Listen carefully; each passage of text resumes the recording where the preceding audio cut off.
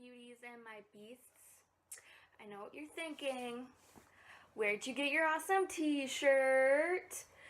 Well, this t-shirt, which says, if lost, please return to the library. This is actually my school's competitive book club t-shirt. No, we didn't win, and it sucked. We only had one competition and it, we bombed. We were, in last place and it sucked. But there was a conceited effort to win. Okay, I don't know how many books the other guys read. I think they read about 3 of the books. There was 15 books. And the rest of them read about 3. Okay, I read 8 of them. 8. And we still lost. Anyway, so y'all know I love books, so I thought today I would show you some of my favorite books. Now, disclaimer, you may not like these books, but I do. It's just what I prefer. It's my own opinion, and if you don't enjoy them, fine, cool, you're a different person, you do you. But please don't insult my own, opinion, because I wouldn't insult yours. I know you think differently than me. Also, if one of your favorite books isn't on here, maybe I haven't read it yet. Maybe I have and I just didn't enjoy it. We're different, and that's just how it is.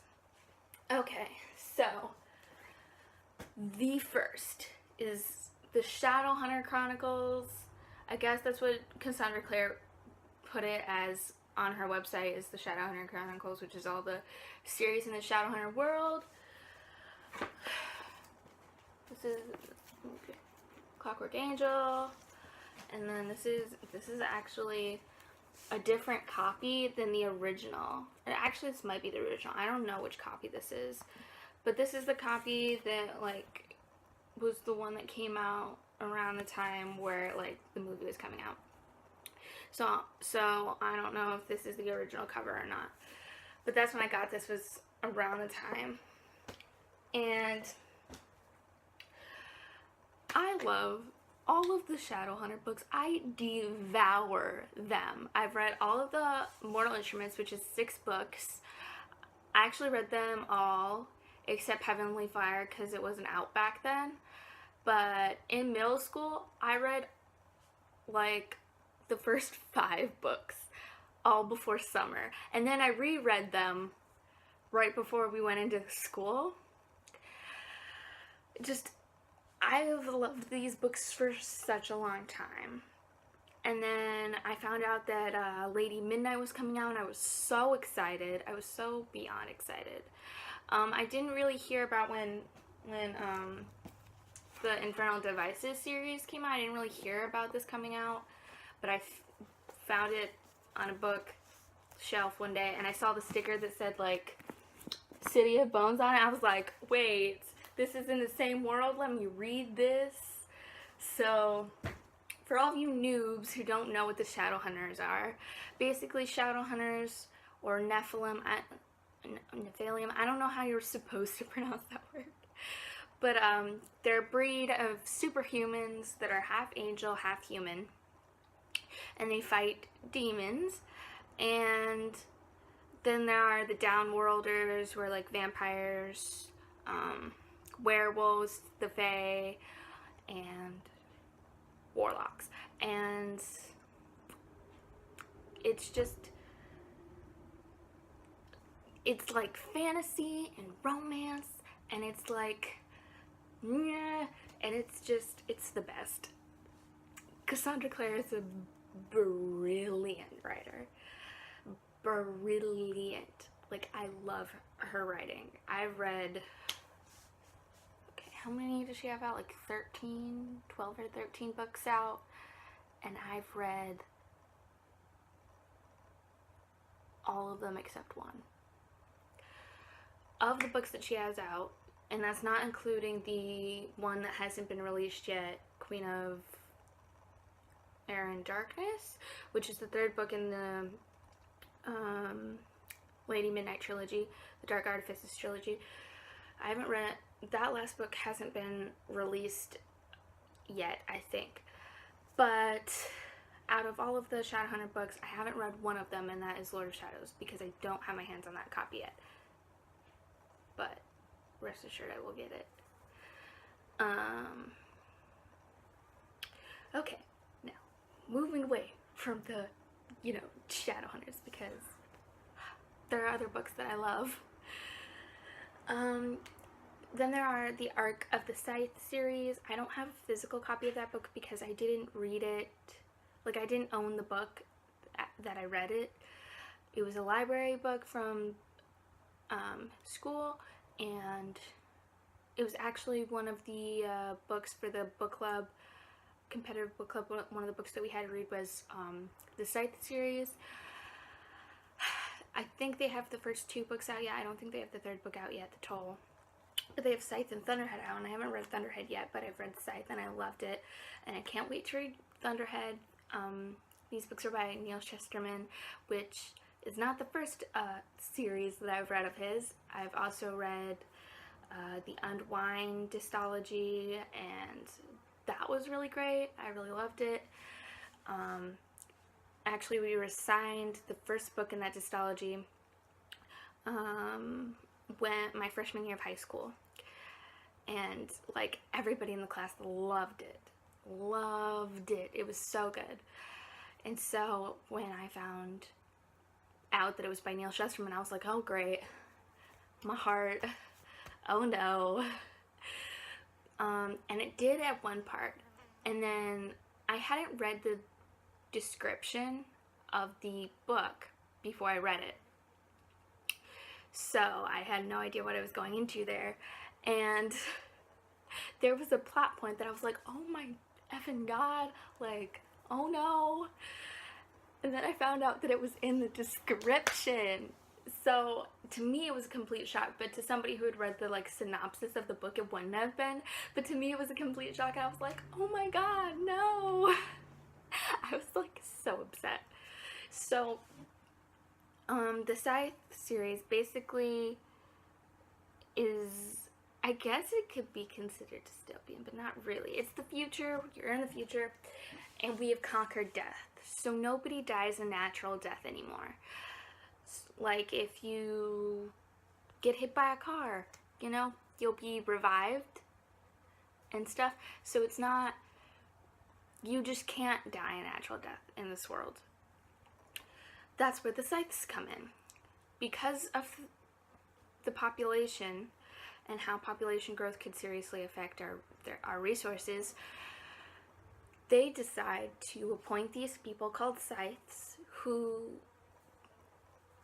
kill people to lessen the population. It needs to be done, so there's nothing they can really do about it. It has to transpire. So they pick these people and they appoint them. Basically, this and how they get recruited is people who are already Scythes choose apprentices. And so Scythe Faraday chooses 2 apprentices. And he decides, oh, I'll train these 2 apprentices, and then one will become a Scythe and the other will, go back to their normal life, whatever. And that is how Rowan and Citra meet. They become very fast friends, and there's unforeseen circumstances with other Scythes. The Scythedom is slowly becoming more corrupt, and they have to deal with that. And I hope that wasn't too spoilery. I really don't know how to talk about books because I'm not on BookTube yet being an operative word there. I definitely want to be part of BookTube. I love books. I love YouTube. Mash the 2 together, and what do you got? BookTube. And then there's the Rebel of the Sands series by Alwyn Hamilton. And I've read the first 2 books in the series. I don't know how many books there are going to be, but I know right now they have 3, which is Rebel of the Sands, Traitor to the Throne, and Hero at the Fall. I've read Rebel of the Sands and Traitor to the Throne, and they were absolutely amazing. I loved them. So basically, this is really dystopian-y-ish. So basically, I don't even know how to describe the world that they live in. So, okay. There's this gunslinger from this place called Dustwalk, and it's a dead-end town, you know. It's just on its last legs, and the only thing they really have going from them is a weapons factory, and that's pretty much it. And then there are our gunslinger, Amani Alhiza, I think her name is.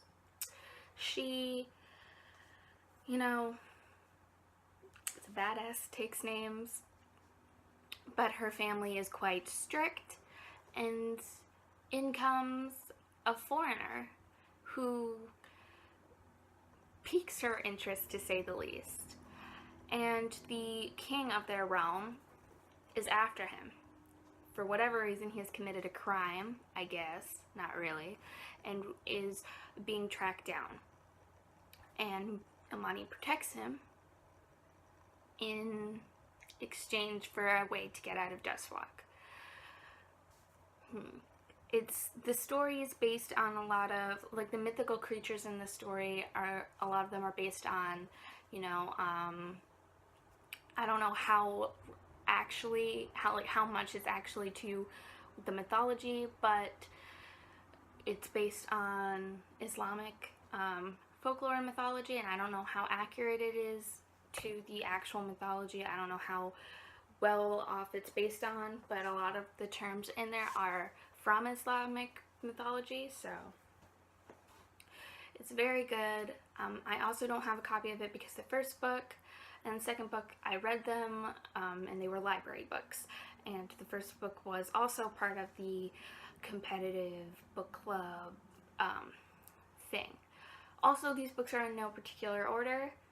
I just, you know, I can't pick one over all of them. Okay. Now, I think all of them except for the last two are books that I actually own. Like, I have actual physical copies of these books. The last two are also book club books. So let me just, you know, get into it. So, next book, Pride and Prejudice by Jane Austen. This is my favorite classic, probably. I love Jane Austen's writing style, and I just loved Pride and Prejudice. It was a really amazing book. If you haven't read it, like, what are you doing? Go read it. I know, you know, most people don't like to read this type of thing because they won't exactly understand the language in this book, but it's not that hard to follow, really. It isn't. And I've reread this book like 4 or 5 times because I just love it that much. And has probably one of the most, you know, memorable first lines in the book ever, which is, hang on.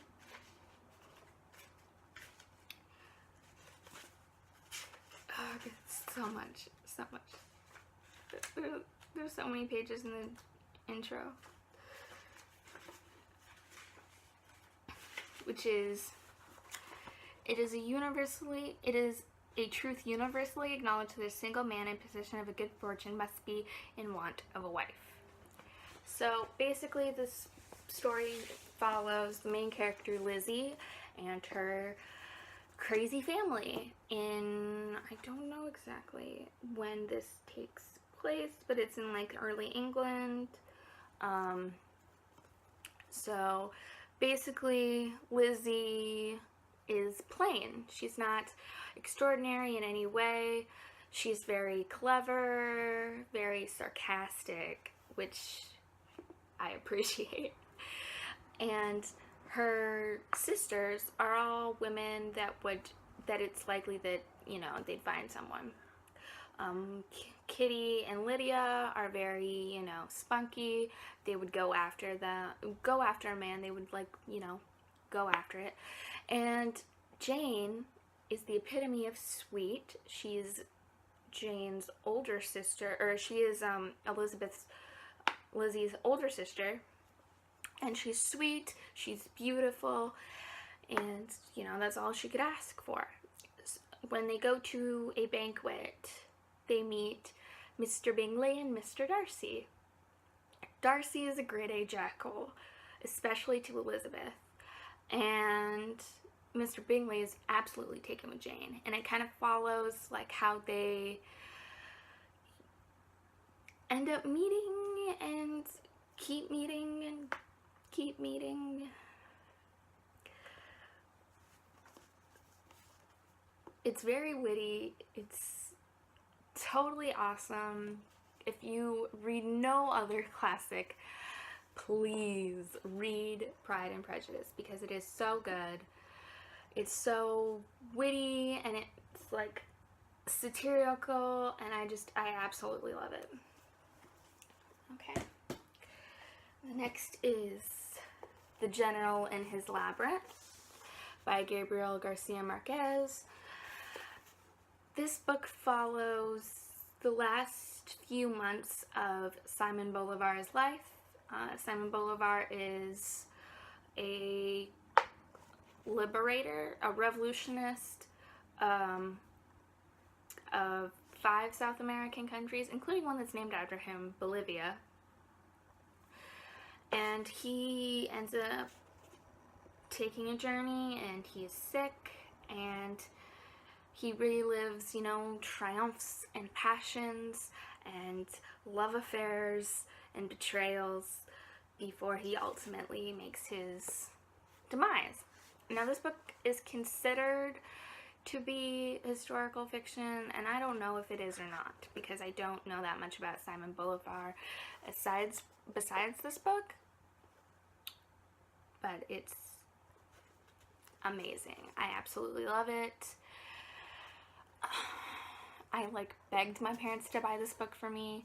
So I read, I think it was my freshman year, I read Looking for Alaska. And in Looking for Alaska, they referenced this book. And I wanted to see what, you know, what's so great about this book. So I practically forced my parents to buy it for me, and then waited till I got it in the mail, and then I devoured it in like one sitting because it was so good. And I know that a lot of things I probably didn't understand because of the whole Spanish part. I don't speak Spanish, so you know, that part was a little bit difficult, but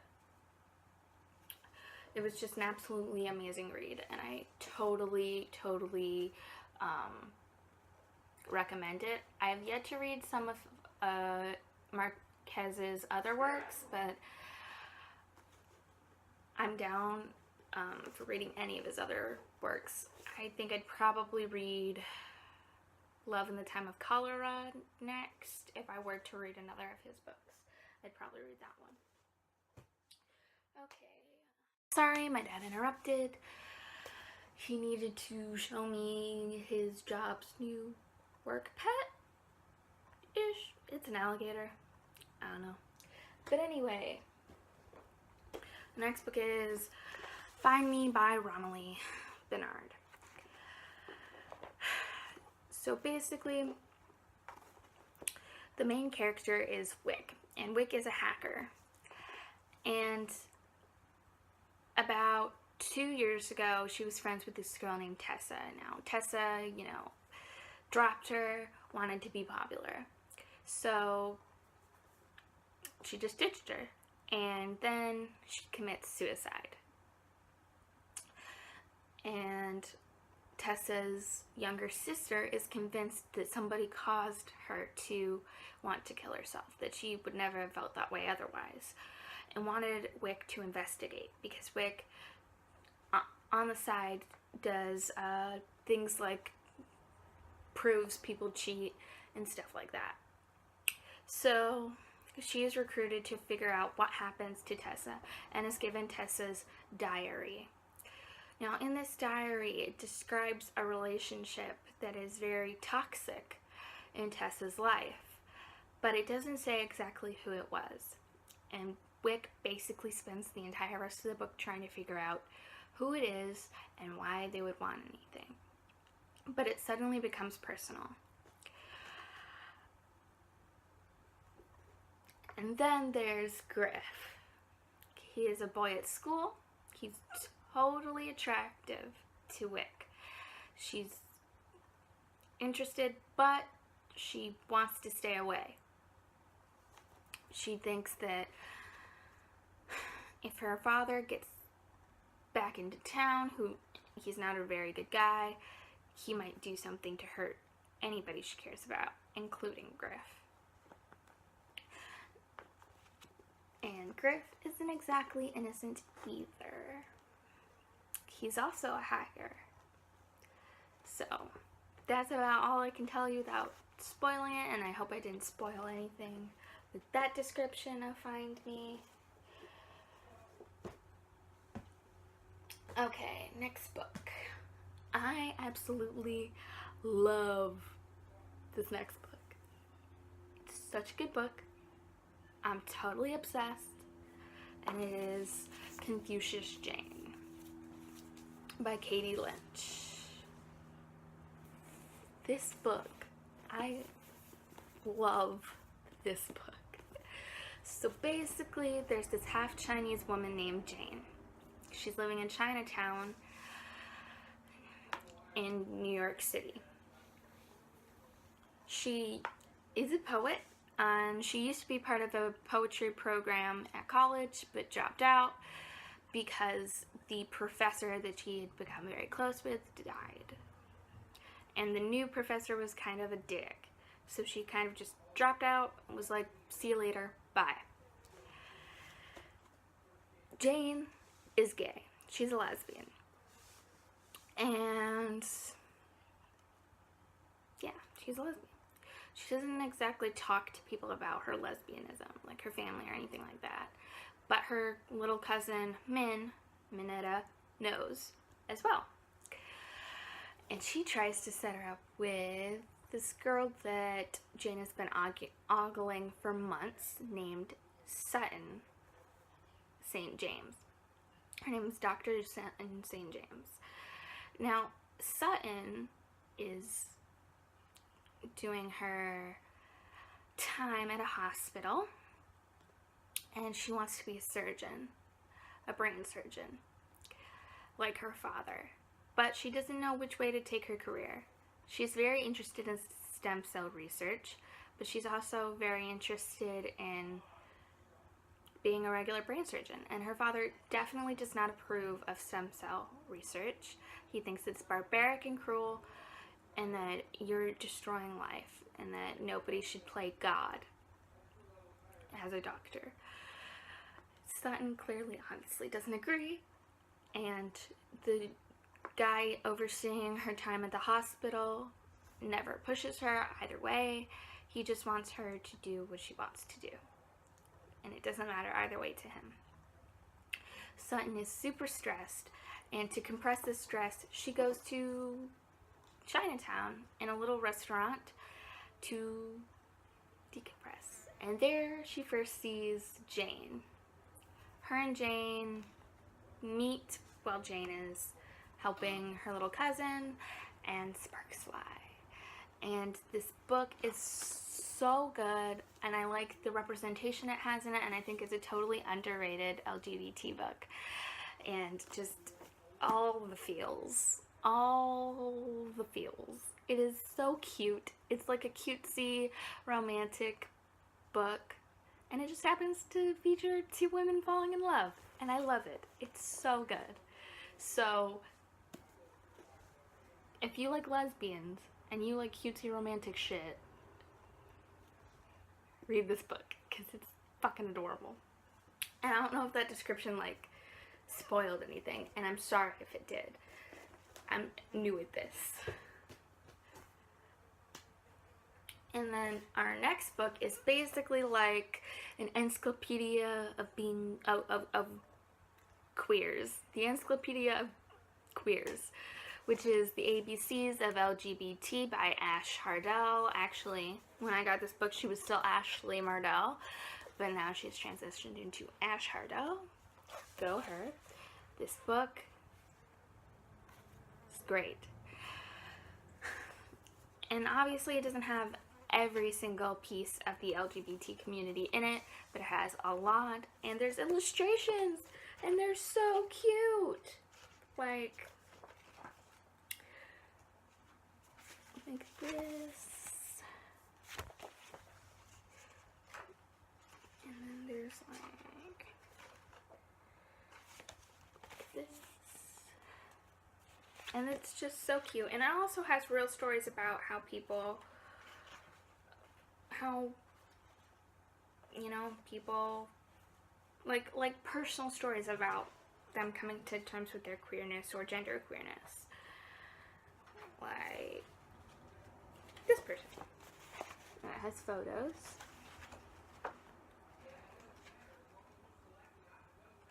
And it's a really informative book, and it's really great, and I'm just so happy that we could get a book like this. It could very help straight people understand, all the terms and things like that. And there's actually, I think there's a cheat sheet. There is a cheat sheet in here of like all the terms.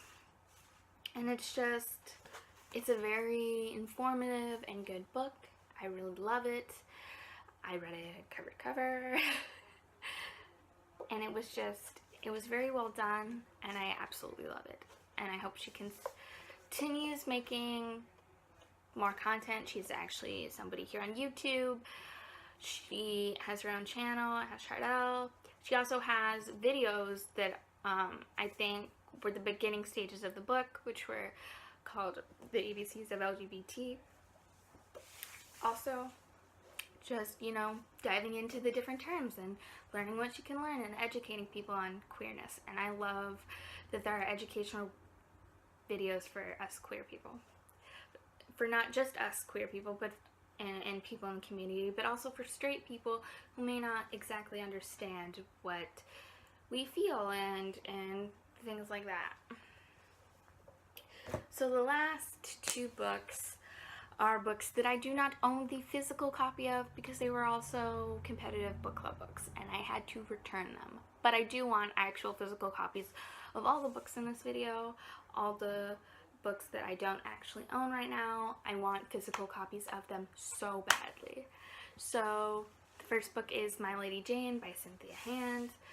My Lady Jane is about a historical figure named Lady Jane Grey, I think is her name. And no, this is not an accurate depiction of what actually happened to her. Also, there's magical creatures.